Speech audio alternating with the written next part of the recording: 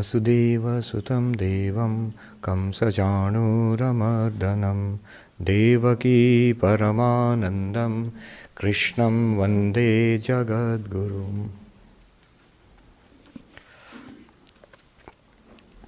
Please repeat after me.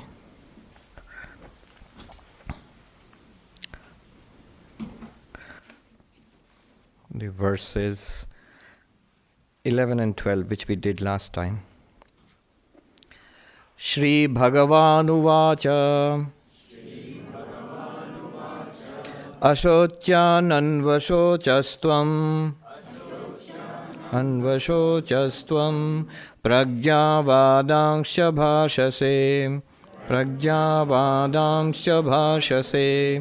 Gatasu nagatasunscha Nanu shochanti panditaha Natvevaham jatu nasam Natvam neme janadhipa Nachaiva na bhavishyama Sarve vayamatah param. So Sri Krishna has started teaching Arjuna and the central doctrine of the immortality of the soul, that we are not mere creatures of flesh and blood fated to be born yesterday and die tomorrow. That there is to us a core of existence of spiritual self which is immortal, which is not born with the birth of the body, which does not age with the aging of the body, which does not fall prey to disease or decay with the body, and which does not die with the passing away of the body. That self we are. This is the central teaching. If there's one thing you take away from the Bhagavad Gita, it's the doctrine of the immortality of the self. I like that beautiful example of the wave. I often use it. A very cute example. Imagine in the Atlantic Ocean, a little wave is born, and as little waves do, it makes other little wave friends, and it goes to wave school maybe. But very soon, life is not all fun and games, because life is, of course, first of all, very wet, being a wave. But then you find some other waves are mean to it, some are friendly, and there are some waves so big, and the little wave looks at them and thinks, oh, they are fantastic. I wish I could be like them. I'll never be like them.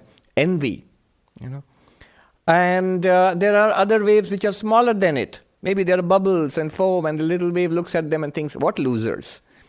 Contempt.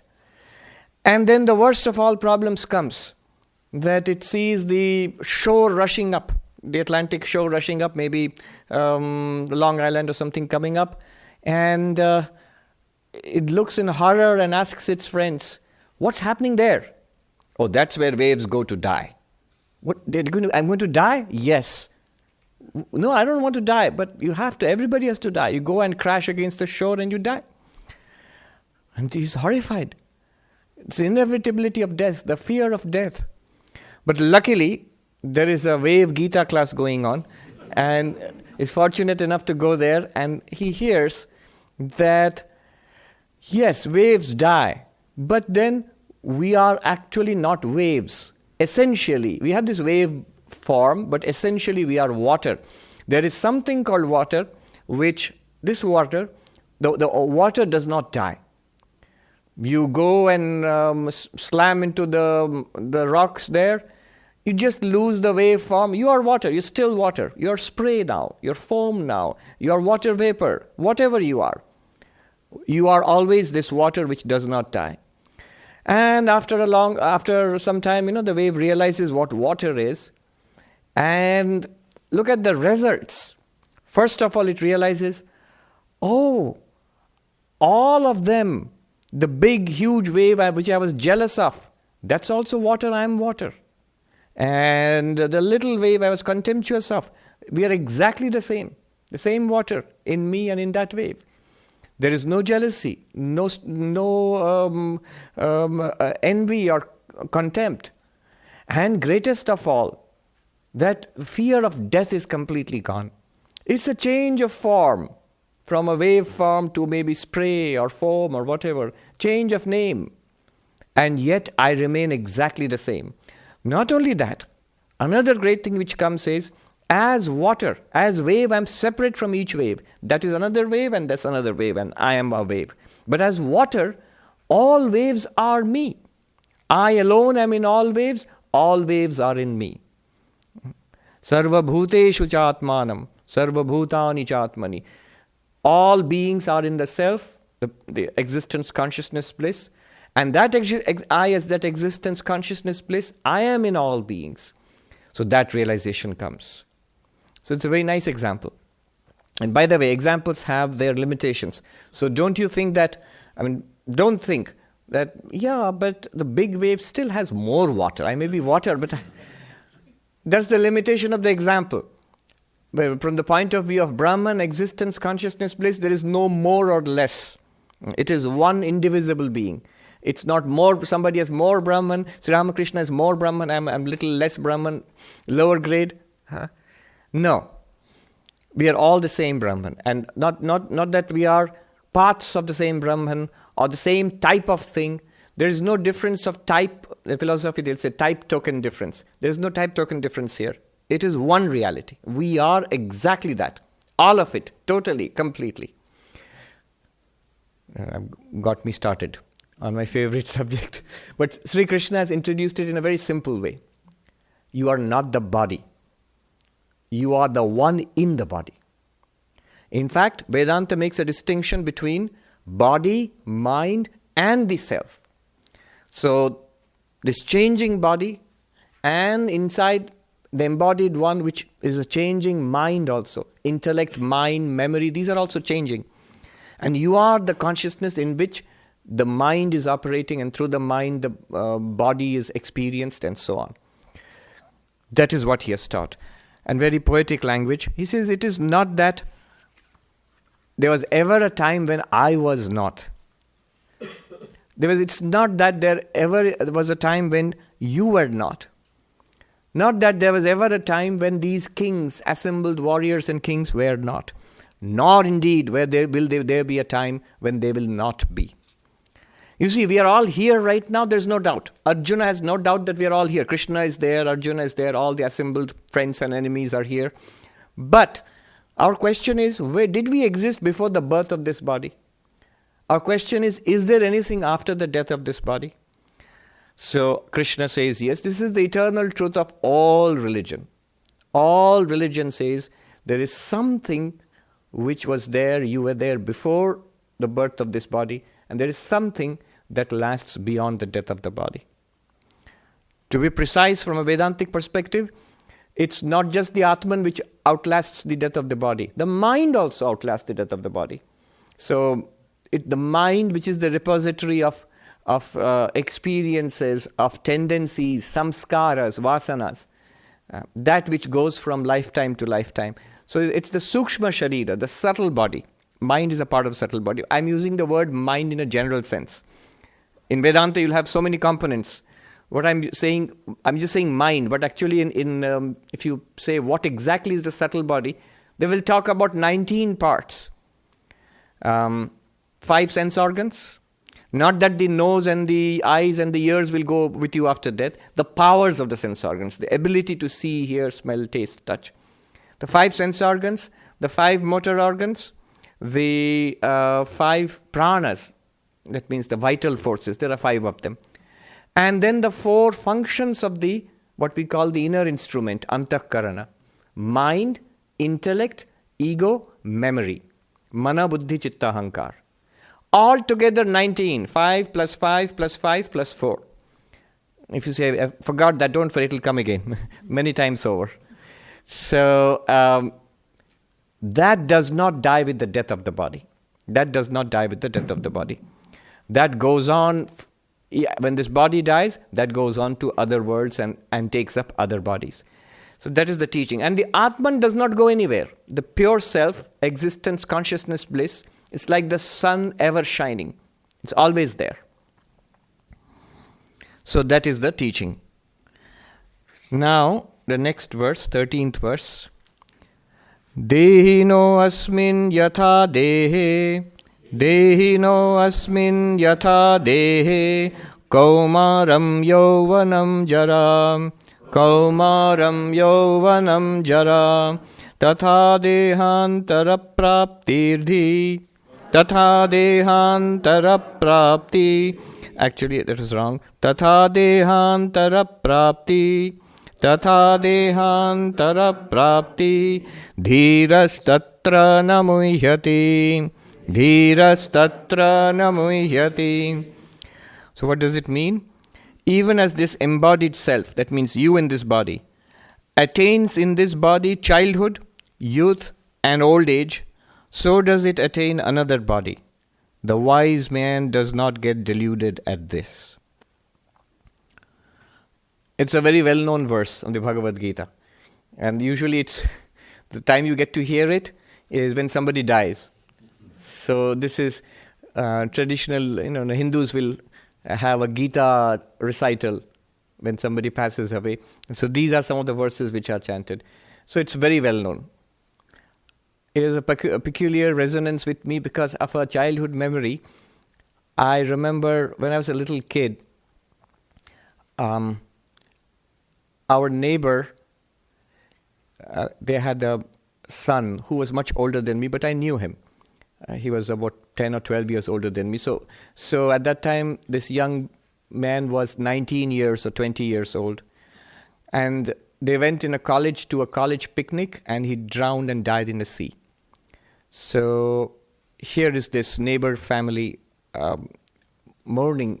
You see, loss of a baby is traumatic, but loss of a grown-up young boy or girl, whom you have raised through childhood, that's very deeply, deeply scarring. So I still remember, I think they were chanting this verse or some of these verses, and my dad had sent me to their house with a copy of one of the volumes of Swami Vivekananda's complete works. So I just have that kind of memory and this verse, So what does it say? Just as the embodied being. Who is this embodied being? Sounds very philosophical. Huh? You, here, us, you and him and her and I, we who feel that I am in this body. What is embodied? We who consider the sentient being here, which considers this body to be mine, my body, or I am this body, or this is my body. This is called the embodied being, the one in this body. That one, just as it experiences childhood, kaumaram, youth, yauvanam, jara, old age. Look how they went straight from youth to old age. That means I didn't think they had the concept of middle age in those. So, just as we experience, how do we experience? Not by itself. The sentient being is not a child, or consciousness is not a child. Consciousness is not a young person or an old person, because of the changes in the body. Imagine, right now, in this lifetime itself, such vast changes we have undergone. The child's body and the body you see yourself in now, vast changes. In structure, in appearance, vast changes. And the mind also, in this body, as we move from babyhood to childhood to teenage to youth, the mind undergoes so much changes. You know so much more, you learn so much more, your attitudes change, what you want, your perception of life, vast changes come over us. And yet, this is the point, yet we identify ourselves as the same person. I was that entirely different body. I was in that. Doctors tell us in 7 years, I think every cell of the body, 7 years or some such number they give, every cell in the body is gone, except I think some nerve cells, they remain. And every cell in the body is, not suddenly, not at the end of 7 years, I'm going for a full body replacement. Over 7 years, slowly. So by the end of 7 years or whatever, 8 years, 10 years, even the particular cells, those specific cells are not there. we are actually continuously shedding. It may sound very messy, but we are. Luckily, we don't see any of it. Those, what do they call it? Forensic detectives. One of the ways they catch criminals is that they say the human beings are not aware how much clues they leave behind everywhere they go. So much of our body cells we are continuously shedding into the environment. So we are in a continuous process of change. What Sri Krishna is doing here is, notice what he is doing. First, he intimated to us the nature of the real self. That existence, consciousness, bliss, which the Atman, which is neither born nor dies, it does not age, decay, nor is subject to disease. That one is the self, is a real self. But now you also must appreciate the nature of the non-self, the mind and the body. Now he's talking about the mind-body complex, how it changes. It's not you, but appreciate what it does. It changes. This is the nature of the non-self, what you are not. The body, what you are not, that changes. Dramatic changes. And because of those changes, I identify myself as a child, as a boy, as a teenager, as a young man, as a middle-aged man, as an old man. But not because of me, the consciousness, because of the changes in the body. These transitions are so clear, so dramatic, and yet we identify ourselves across these transitions. Now what Krishna is saying is, extend it a little further. Just like that, he says, this particular body also will be, you will transit into another body. Dehantara prapti. Dehantara, other body. Deha means body. Dehantara, next body, another body. This body gets worn out. The nature of the non-self, that the body, one thing is it changes dramatically. Second thing is it gets worn out. Wear and tear. And like clothes, you wash them, keep them carefully. Then after some time they are old and you can't wear them on formal occasions. You can't take it out. And then finally they are discarded. And you get a new set of clothes. He will use that example a little later. Krishna will use that example. Just like discarding an old pair of trousers or something, you discard the soul in this body. Here he means the Jivatma. Atman plus subtle body. It discards an unusable body and moves on. Why be unhappy? You're going to get a new model, improved. Yeah? iPhone 8. So you move on. All your data is transferred into the next body. So this is the teaching. Need not be afraid, need not be unhappy at it. Yes, it's a little more dramatic than going from childhood to teenage. Although I wonder, and somebody said, I wonder how we survived our teenage years. So a little more dramatic than our lifetime changes, but it's still just a change. You are still there. Notice, your friend is talking and then his phone, he says hello, hello, and he looks at the phone, oh, my phone died. Your friend didn't die, the phone died. Right? You're talking with your friend, after that you can't hear him anymore. Do you think that he's dead or the phone is dead? Phone is dead. But because the phone is dead, you can't hear him anymore. If it was a video call, you can't see him anymore. Exactly like that, when the body collapses, when the body dies, the claim here is, in Vedanta, that you continue to exist. That person continues to exist. But you cannot contact that person anymore through that body, nor can that person contact you. Cannot speak, cannot hear you, cannot move around. So phone is dead. That's all. Until the guy gets a replacement. Only thing is, in this case, when the replacement comes, he's forgotten all about you. Your number is erased. It's a different number. You don't know what the number is, and so you can't get in touch. Dehantara prapti. All right, ask. Can you explain what's the exact things which do get transferred versus what? Because memories don't get transferred, but tendencies do. So, where is the distinction? Everything gets transferred according to one claim, because it is said that in the last life, yogis recall all the memories of past lives. So it is there, but not recoverable. We cannot access them. Just like The claim is that there are many, I guess most of the traces of our childhood, babyhood are still there in this brain. We just can't access it. And the proof of that is suddenly sometimes you access it. And there were experiments, I think Penfield's experiments where they stimulated parts of the brain, many memories which were simply not experienced by that person for many years, decades. They got vivid recall when that part was stimulated. Which is neurological proof that, things which we would not expect, they are there. But we can't, normally they are not available for recall for us now. And the claim is that all of this gets transferred to the, with the subtle body, it goes on to the next one. But then what is recoverable? The ones which we see are recovered are tendencies. So if you get a PhD in neuroscience, unfortunately, you will not be born as a baby with a PhD in neuroscience. So all that knowledge, the specific knowledge is either not there or at least not recoverable. But what is recovered, what gets manifested, what is found in the next life are tendencies, desires, certain proclivities, tendencies. So in some extreme cases, it becomes startling. In most of our cases, it's mixed. We get a mix of good and bad tendencies from past lives. But in extreme cases, like, say, a prodigy, for example. So there's no way of explaining how that comes about. Somebody has extraordinary capacity, say, in music or mathematics or chess or something like that.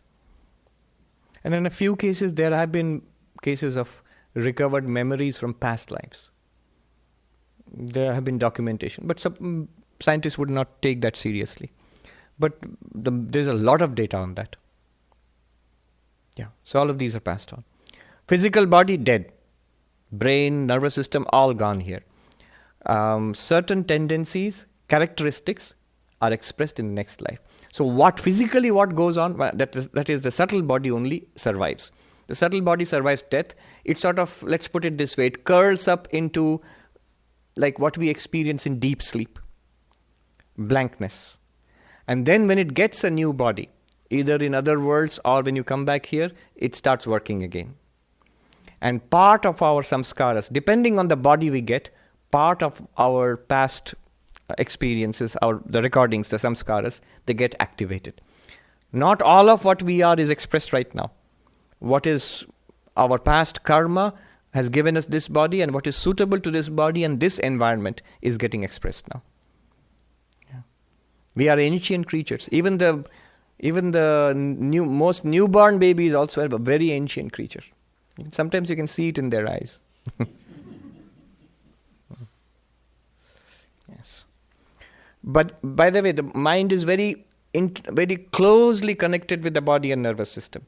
So as the body and nervous system grow, the mind also expresses, more faculties come into play. As they decay and deteriorate, the mind also becomes feeble and deteriorates. Although for yogis, for highly spiritual persons, their mind doesn't seem to be touched by the deterioration in the body. They seem to be above the general degeneration of the body.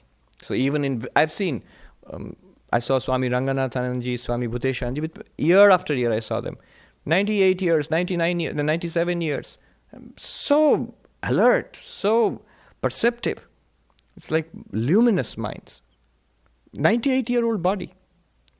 And this I've seen again and again and again. So I've seen so these are well-known figures, but I've seen a Swami who was in his 90s, who was paralyzed in both legs. He was blind in both eyes. And he lay like that helplessly for the last maybe 10, 15 years of his life. And I saw him in the hospital like that. You haven't seen a happier person.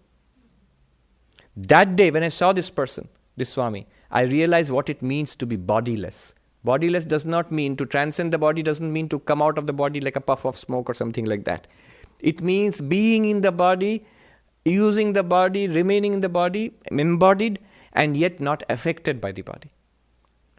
We get depressed, a little scratch here, a little ache here. We get depressed, we get anxious. Second opinion. What's going wrong with me? The attitude should be, let the body stay for 100 years, let it die today, now itself. Exactly the same to me. At least say it with conviction. You'll see how much strength you get. So I've seen this in many cases.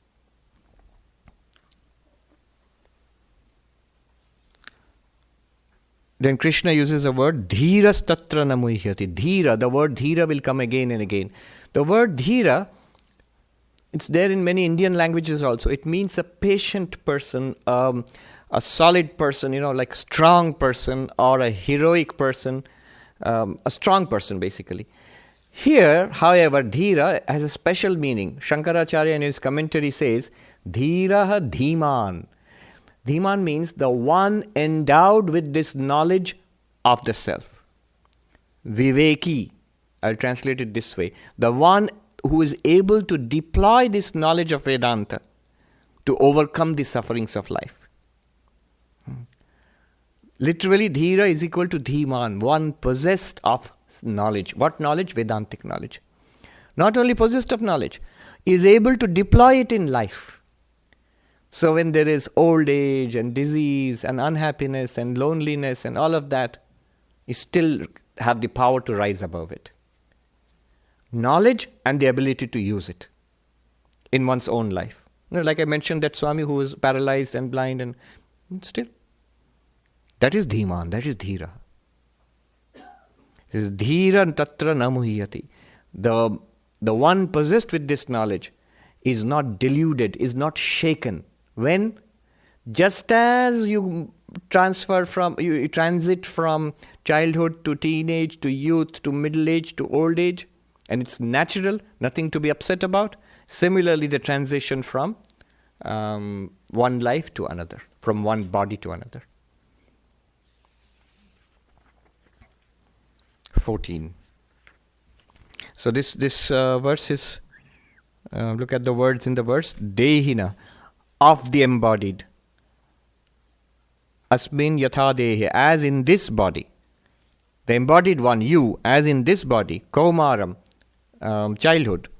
Yovanam, youth. And includes middle age also. Jara, old age. Just as you experience. You, the embodied one, you experience these states because of the changes in your body. Similarly, tatha, in the same way, dehantara praptihi, you attain to a new body. And so, the one possessed of this knowledge of Vedanta, should be able to deploy it, be not shaken by death.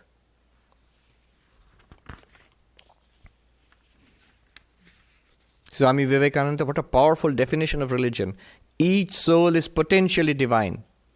And the goal is to manifest this divinity within us. Manifest means not only to know it, but also to live it. To live it means to face up to the challenges of life. That is what he calls dhira here. 14th. Matra sparshastu kaunteya, matra sparshastu kaunteya, shitoshna sukha dukkhada, shitoshna sukha dukkhada, agama paino nitya, agama paino nityan, tanti tikshasva bharata, tanti tikshasva bharata. O son of Kunti, sense contacts with objects result in heat and cold, pleasure and pain. They are subject to coming and going and are transient. Therefore, O descendant of Bharata, just endure them. Suppose the question is, all right, I understand that we survive. Suppose I believe this also, that we do survive death, just as we continue from childhood to youth to old age and all. And in the same way, we survive death and we go on to other lives. Okay, I understand that. But in this life, it hurts. Pain hurts. There is physical pain. There is emotional pain. There is unhappiness in this life. What about that? Even if we do persist throughout from life to life, we still suffer here. What's the solution to that? And Sri Krishna says, no solution. You have to put up with it. But why? How? That's the beauty of it. Put up with it, of course, we have to. But how? Matra sparshastu kante, O son of Kunti, he says, the word, let me explain the word first. Matra and sparsha. Matra sparsha, the 14th verse. What is the meaning of the word matra? It means sense organs. Miyante gyayante vishaya abhiriti matra. Ma literally means to measure. So from there, miyante, to measure. That means to know. Whether it is form or sound or smell or taste or touch. When you can know them, that's called measuring, knowing them, getting a grasp on them. That by which you know these things, what are they? Sense organs. So they are called matra. They are called matra. So we have eyes and ears and nose and tongue and skin. And sparsha literally means touch. Here it means the things which are touched. That means the objects. What do the eyes touch? It's a way of putting it. The eyes contact form, rupa. What do the ears, within quotes, touch? Sound, shabda. And nose, gandha, fragrance or smell. Tongue, jivha, rasa, taste. Skin, twak. Twak means skin. What do they touch? It's sparsha, touch, literally heat and cold and pressure, warmth. So that's what the skin senses. The objects which are sensed are called sparsha. And the instruments with which we sense these different objects, they are called matra. A slightly different interpretation, but coming to the same thing, is matra means the functions of the senses. Not just the eyes, but the functioning of the eyes. Indriya vrittihi, they say. The functioning of the eyes, which gives us the input of seeing. So sparsha here means the experience corresponding to that function. First meaning, the sense organs and the objects, eyes and form. Second meaning, the functioning of the eyes and the experience of seeing. Basically same thing, little more intricate. The functioning of the ears and the experience of hearing, which we are having right now. So this is what gives us knowledge of the world. And what it generates various experiences. Some are pleasant, some are unpleasant. He says experiences shita, cold, ushna, heat. So now we are making a transition. It's a little cool outside, and everybody who comes in says, it's so warm in here. So heat and cold. How did you know that? Matra sparsha. Skin, temperature outside, and you get an experience. Pleasant experience, unpleasant experience. Too much cold, unpleasant. Too much heat, unpleasant. Just right, pleasant. These are pleasant and unpleasant experiences generated by the functionings of the sense organs. Contact of the sense organs with their respective objects. They generate this. They will. This is the very nature of the machine. This is the very nature of the not self, anatma. They will generate such experiences. They come, note their nature. They come and go. They arise and cease. Continuously in an endless flow as long as you are awake, and in dreams too. They arise and cease. As long as mind and sense organs are working, you will have a series of you will have it, inevitably. Agamapai, coming and going, arising and ceasing. And therefore, anityaha, transient, impermanent. Every experience is impermanent. What do you have to do then? Tan titikshasva, forbear, bear with them, O Arjuna. You say, what kind of solution is that? It's a very deep, deep solution. I was just thinking about it. This word, titiksha, it means forbearance. It means patience. Shankaracharya in his Vivek Chudamani says, this is for whom? A spiritual aspirant, for a spiritual seeker.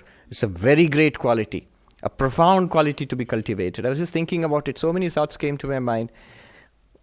I was in the library at Bryant Park.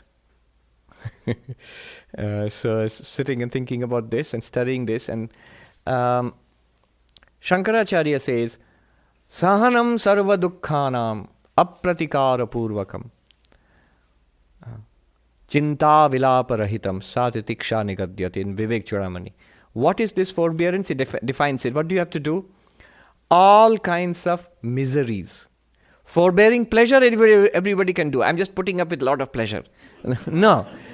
It's the unpleasant side of life which disturbs us, which makes us restless. Forbear. There's a reason for that. There's a spiritual reason for that.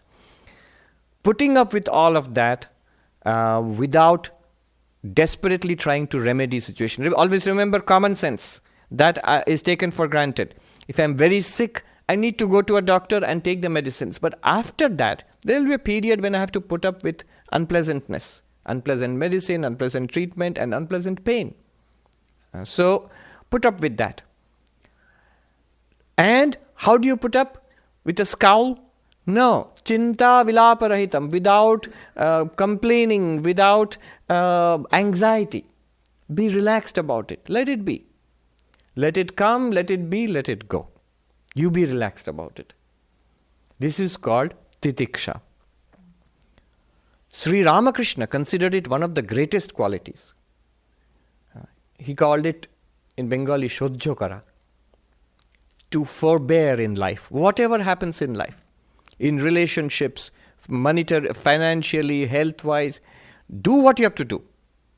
Be active. Remedy the situation, but don't be anxious and don't give it thought. Don't dwell upon it.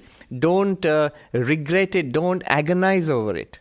Why will you not agonize over it? Because it is impermanent. They come and go. Then how do you treat impermanent things? Welcome, stay, goodbye. Neither resist nor cling. Neither resist nor cling to impermanent things. It does no good. That which is to come will come. That which is to go will go. Again, always. So I don't have to go to the doctor. I don't have to take medical treatment. No, of course not. You have to do whatever. And you see, Sri Ramakrishna would say, in Bengali, there's the letter Sha. There are three of them, and they are all pronounced in the same way.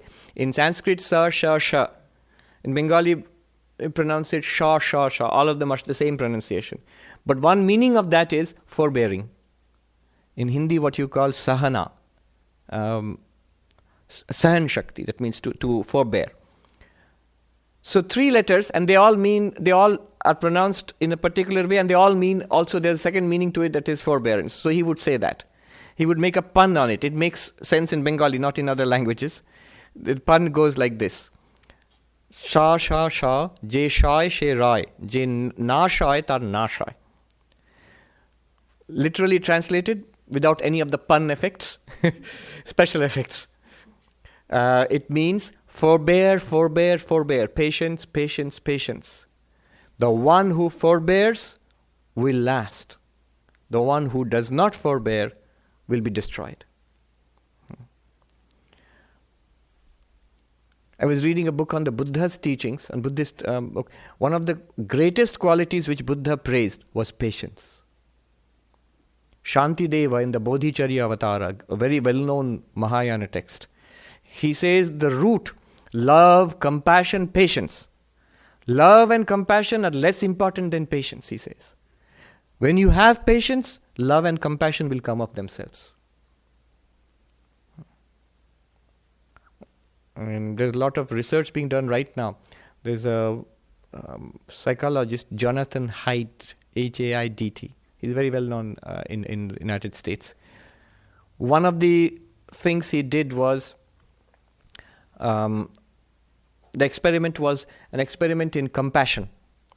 So, two groups of students. They were, one group was asked to read something. They were in the Harvard Divinity School or another divinity school, maybe Princeton Divinity School, somewhere. So they were told that you have to read this section and prepare a sermon on it and go there and you have to deliver the sermon. Of course, that's not really what's going to happen. One group was given the story of the Good Samaritan who helps people. on the wayside? So they prepared it, and they walked across the lawn to the other building where they were supposed to give the sermon. Of course, there was nobody there. When you go across there, there'll be somebody to tell you the experiment is over, go home. What was there was, on a bench in that lawn, was somebody pretending to have a stomach ache. As that person, the seminarian, would walk past, all engrossed and trying to remember the points he has written for the talk on compassion, this person would sort of, collapse in pain and sort of groan and moan and collapse like this. Now the aim was to see how many stopped and out of concern, how many asked if they could do something. Almost nobody did. They were too busy about the talk they were going to give. Some did. And it did not make a difference what story they had read, whether it was a story about compassion or some other story, other parable. So the result of the experiment was, it's not so much knowledge that you have to be compassionate that makes you compassionate. Rather, it is that calmness and slowness and quietness where you pay attention to somebody else that makes you compassionate. If you notice the suffering of another person, that was the conclusion. If you notice the suffering of another person, in most cases we have as human beings, we have, they call it mirror neurons and so on. So we are built for sympathy. So that's why they say that sometimes in places where life is slower, in villages and smaller towns, people are more compassionate. It also could be that people know each other. Whereas when life is very fast, classic example, of course, Manhattan, there's no time to be compassionate. People are so engrossed in their own minds and their own anxieties, they don't notice what's going on both sides. So patience. Yeah. So I had a couple of questions about patience. Yes. One is that there is some literature in psychology which says that bottling up your feelings or suppressing your unpleasant reactions can be detrimental in the long term. So what are your views or Vedanta's views on that? That is one. And the other one is, it makes sense to think about patience in these terms when thinking about an illness or something, or some misfortune that you cannot attribute to somebody else.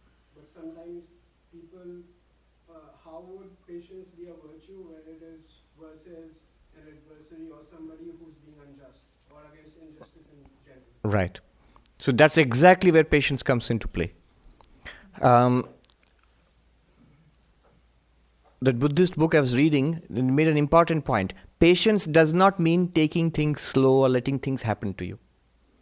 Patience means not being defeated.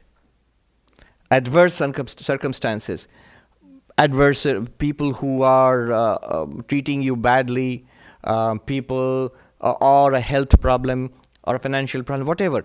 Don't admit defeat. That is a sign of patience. Not to collapse and say, I'm being patient, let whatever is going to happen, it'll just going to happen. No. To retain energy, to be up and doing, calmly, to get back to shake up the dust yourself off, get back into the struggle, calmly, without reacting. So, without reacting does not mean you will not do anything. You will do what is necessary. That's what I'm trying to answer your question.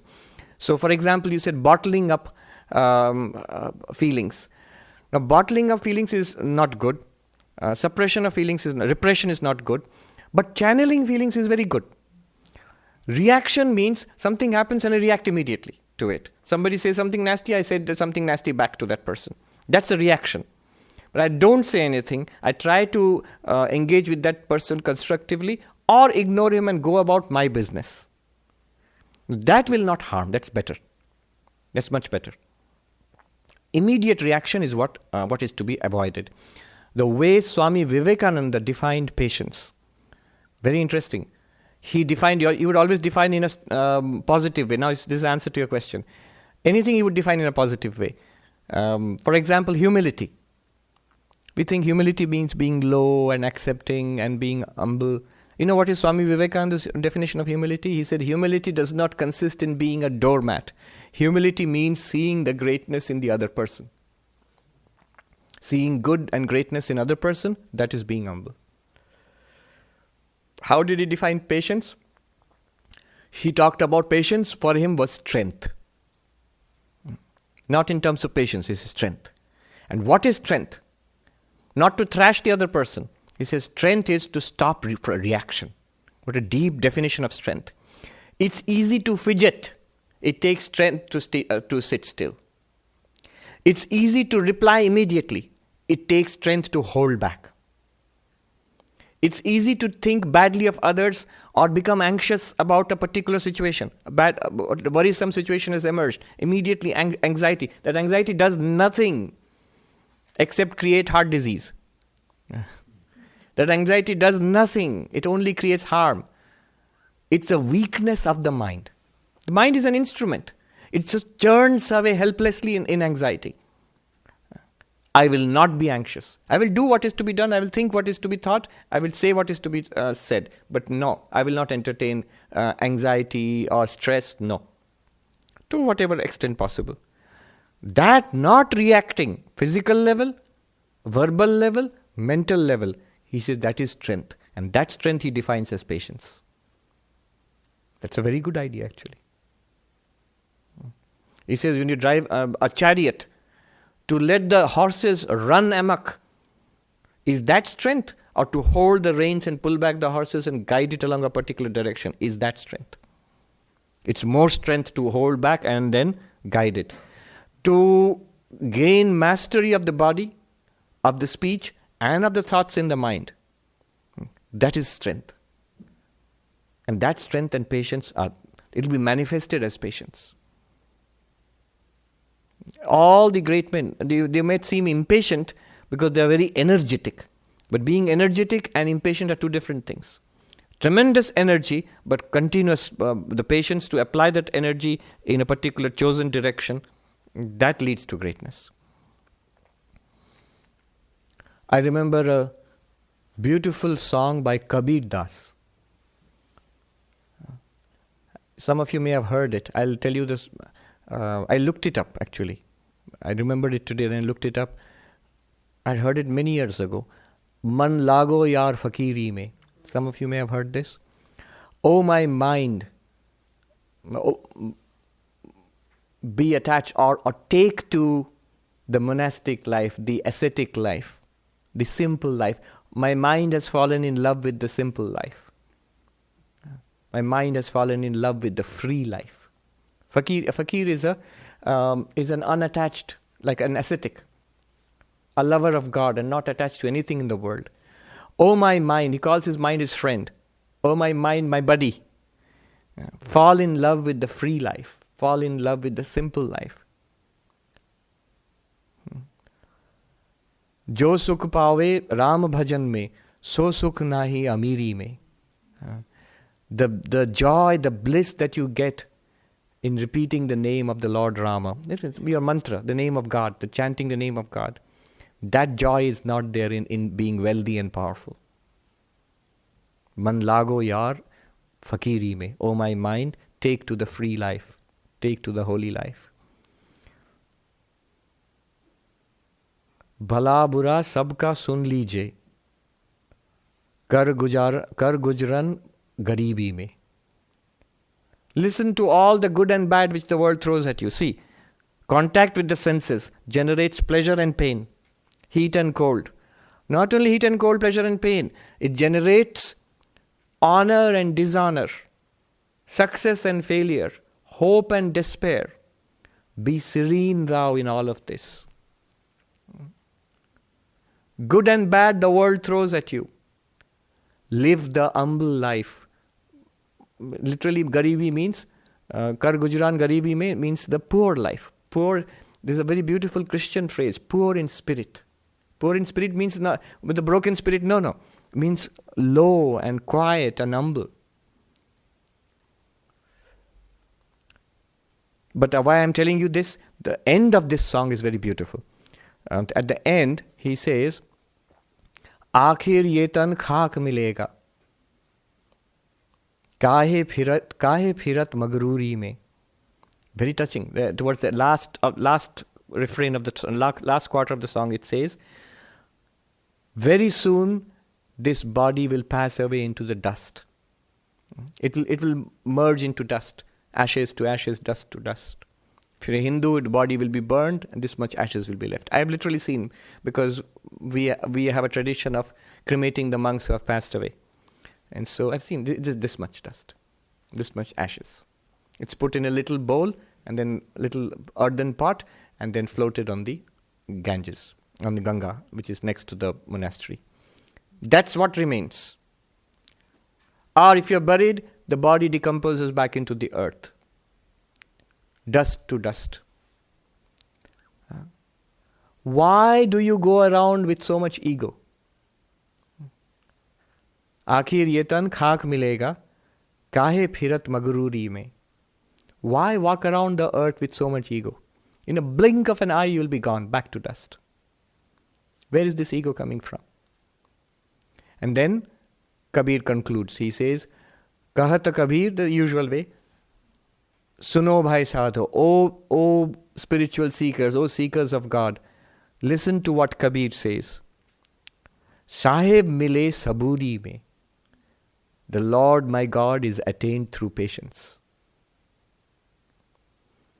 Saburi, the word, means contentment, means patience. Sabr means to be patient.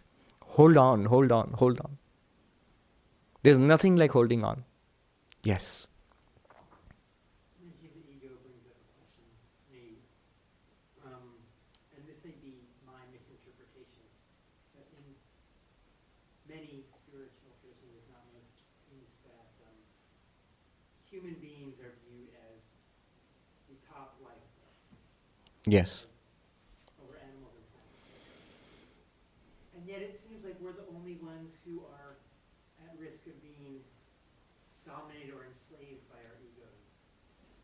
And so I guess my question is, wouldn't that make us put us in a position where it would behoove us to be pupils to other species that are less ego-driven? True, but they're instinct-driven. Here we have the possibility of freedom. The first time, the possibility of freedom. And so we are like a bridge. Human beings are like a bridge. So this human birth.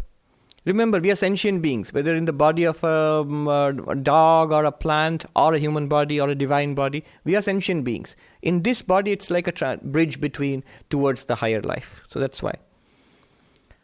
But a beautiful conclusion. The Lord, Sahib, he uses the word Sahib for Lord.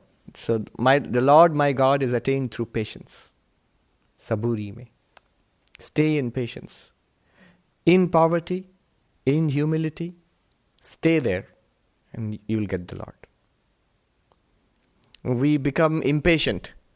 Impatience, pride, anxiety, they all go together. I'm going to start at the top. I remember there's a story which Sri Ramakrishna used to tell. A young man came to the ashram to become a spiritual person, and he asked, what can I do here? Well, who lives here? Well, the guru lives here with his disciples. So what does a disciple do? Well, the disciple has to get up very early in the morning and has to meditate and has to clean the temple and the ashram and has to attend classes and study and exams and memorize Sanskrit verses and serve the guru and go out and collect firewood and alms for the ashram and so on and so forth. Long list of duties. And what does the guru do? Oh, he gives a few talks. And then this man said, then I'll be the guru. It's not so fast. This is a story which Sri Ramakrishna says. That everybody wants to be the guru. Nobody wants to be a disciple. It's actually much harder to be a good disciple than a good guru. I remember once in the ashram when I was a novice, a young man came to join the order. A simple young man from a village. He had just read a few books about Vivekananda. And so we asked him, so why do you want, what do you want to do? Why do you want to become a monk? He said, then I'll go to the World Parliament of Religions to teach Vedanta. And we told him, sorry, you are about 100 years too late. This was back in the 1990s. More than 100 years ago, Swami Vivekananda has already done that. So what he has left for you is to clean the temple and cook and... Yes. Swami, this path of patience, this Yes. path of forbearance, Hmm. it's so difficult in, present times where some other virtues like aggressiveness or dynamism, which is almost equated with aggressiveness, especially for certain professions, is considered really an asset. So how does one really balance it in? Remember, dynamism is not against patience. Aggressiveness, like for instance, So marketing, sales, yeah, I know. etc. You notice how Vivekananda defines patience as strength. Notice how you find patience see, I just mentioned patience is not being defeated, for example, when I say. So, that resilience. These qualities will serve you well everywhere. Even in any of the professions that you talked about. The qualities you're talking about are middle management qualities. Those are the guys who want to prove themselves. You'll see those are at the top at any organization. You will find some of these qualities there. But remember, this is not a management development workshop. And these are qualities for a spiritual seeker.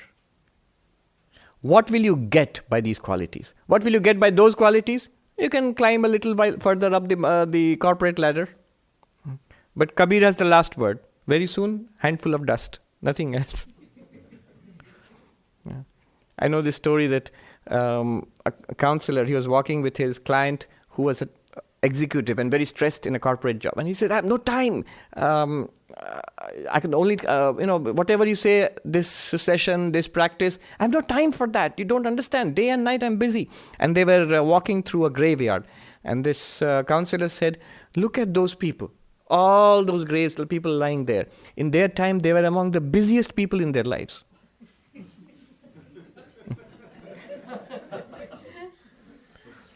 Yeah. That's what's waiting for you. Very, very soon. Very soon. No, you should always have that attitude. Today or 100 years later. No anxiety on that score. Ashtavakra says that. Tishtatu. Let it stay for 100 years. Or let it go today itself. Have to be equally serene in both ways. So not concerned. Then what will you do? Do whatever you have to do. Then see what is important in life. It's the only one thing will be important in life then, this one.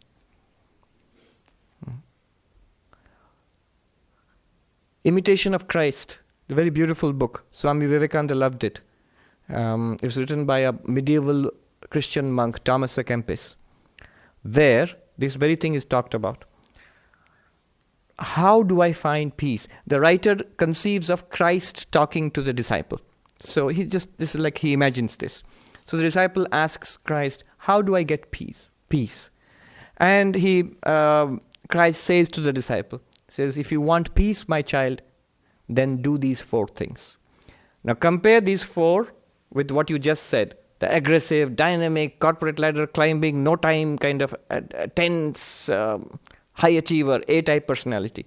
What does Christ say? 4 things. And you will be shocked. He says, if you want peace, 4 things. 1, always try to have less rather than more. 50% of Manhattan finished here. 180 degrees opposite of what you're trying to do. Remember Christ's condition. If you want peace, he says, I'm going to hold on to that. If you want more rather than less, then you will not get peace. You will get everything else.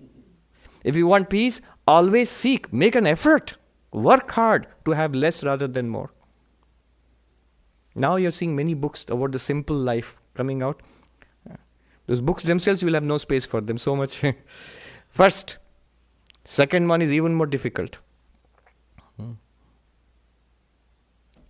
Always seek to be last rather than first.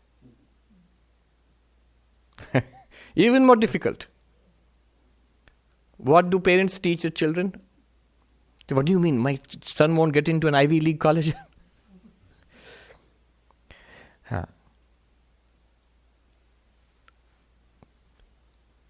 Think about it, what it means. The kind of mentality there.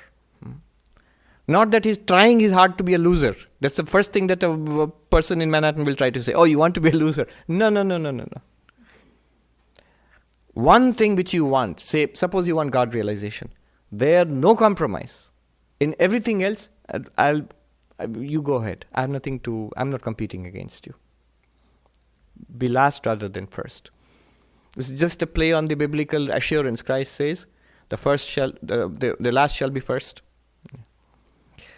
Then the third one is even more difficult. If you want peace, even more difficult than this. Always seek to do the will of another rather than your own. Always seek to do the will of another rather than your own. 50% of divorce cases will be solved here itself. They will not end in divorce. The problem will be solved. Let your will be done. Think about it, why not? In most cases, it's a minor difference of opinion, a difference of taste. Always seek to do the will of another rather than your own. If you want peace. And the last one is most important. In all things, learn to accept the will of God. Everything is exactly as God wants it to be, even the most horrible things. To learn to accept that. Do your duty. If you see suffering, if you see problems, do what you have to do. But know that, don't fight against reality. 4 things, if you want peace. We do exactly the opposite. More rather than less. No peace. First rather than last. Let alone last, not even second, always first. How many people can be first? One. Yes, that's great. One. Not great. They say, if you win the rat race, you're still a rat. Just a bigger rat than the others.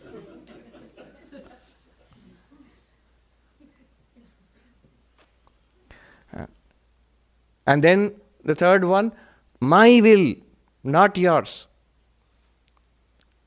Immediately no peace. That's the root to almost all the quarrels we have in this world. And the fourth one, acceptance of the will of God. That is called dhiraha, patience, titiksha, forbearance, spiritual forbearance. On purpose I spent a little time on this. What will be the result of all of this? Jesus says in the Imitation of Christ, you will get peace. Krishna says, you will get enlightenment. You will get freedom, moksha, God realization, if you do this. How will you do it? He's not asking you to go and fight the enemy with no weapons at all. He's arming you with the weapons of spiritual knowledge, spiritual practice. Then asking you to practice patience in the face of the ups and downs of life. Try it, a little bit you'll try, you will gain in strength, confidence, and peace of mind. A little bit you try. God will continuously give you opportunities, don't worry. Starting right now, the moment you step out, He will give you continuously small and large opportunities. If not spiritual, don't take it in this spirit, then stress, anxiety, grumbling. Swami Ranganathanji used to tell us, if you are a monk, one thing you give up, no grumbling. Don't grumble at anything. Is holding grudges and grumbling, absolutely not. Grumbling, stress, anxiety, annoyance, irritation. This is life. Fear, anxiety, terror. What's going to happen? Nothing much will happen, but terror. And if you take it spiritually, the same problems will remain. They become the cross. Jesus Christ had a cross. We also will get a cross. Suffering. So who wants to be on a cross? You are there anyway.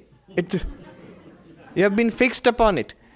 Recognize it as a cross, spiritual progress, peace of mind, joy, elevation, freedom. Don't recognize it, struggle, endless birth and death. So that's what happens.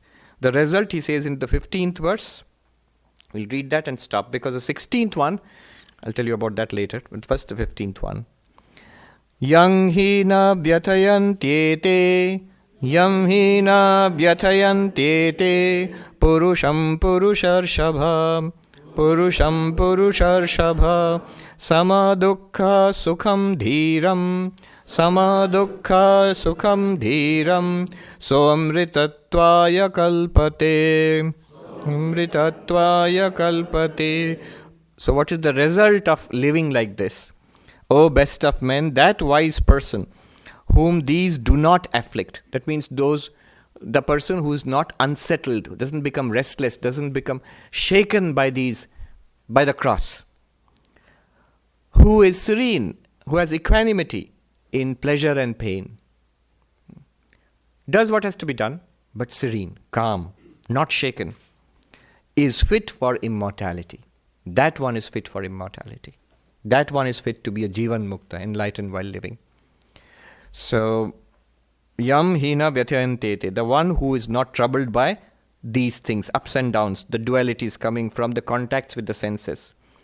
The best among people, such people. Sama Sukham Dukkham, the one who is serene in misery, things which would have produced misery, things which produce pleasure. In both cases, evenness of mind. That person is Dhiram. See the same word again. Remember Dhiram, one who has this knowledge and can use it in life, can walk the talk. Or at least one who's trying to walk the talk. So amritatvaya kalpate. Great result comes to such a person. Immortality is the result of all of this. Enlightenment, moksha, salvation, whatever you call it. The next verse, 16th one, is one of my favorite, maybe the favorite also in the whole Bhagavad Gita. It is, as one monk in the Himalayas, he told me, he said, "Ye to Gita ki darshanik hriday hai." This is the philosophical heart of the Bhagavad Gita. The next one, which is coming, 16th verse. So I'll spend at least one whole class on it.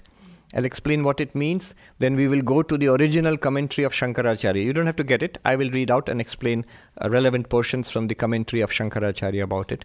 The fundamentals of Advaita Vedanta are there in the 16th verse. He has built up to this. So that we will see next time. Om Shanti Shanti Shanti Hari Om Tat Sat Shri Ram Krishna Arpanamastu.